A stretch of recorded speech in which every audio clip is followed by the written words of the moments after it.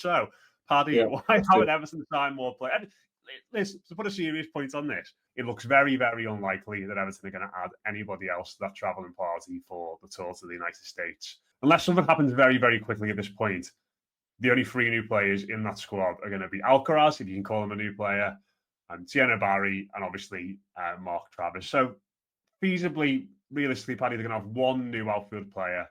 And this is where I understand maybe the way in which it seems to have turned a little bit in the last few days. I think people have been quite happy to be patient with this tour in mind and thinking, as long as we've got a few in by the time that tour comes along, I'll be happy, to paraphrase what a lot of people have sort of been saying.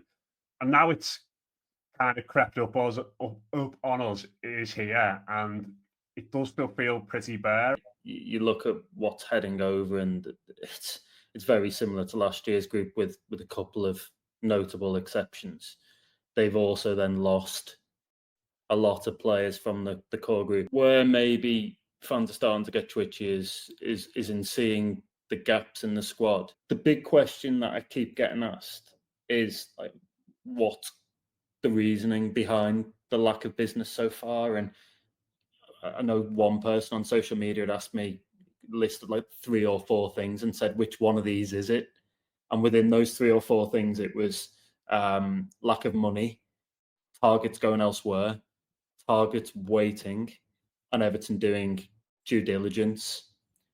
I would argue, depending on the situation, it's all of those and more. The other big one, and I think we've been pretty consistent on this throughout the summer on Byline, has been the change behind the scenes and what that means. I mean, in normal times, when you've got the continuity from January to summer of like your whole recruitment and director of football setup, your groundwork for the summer starts basically as soon as the January transfer window finishes.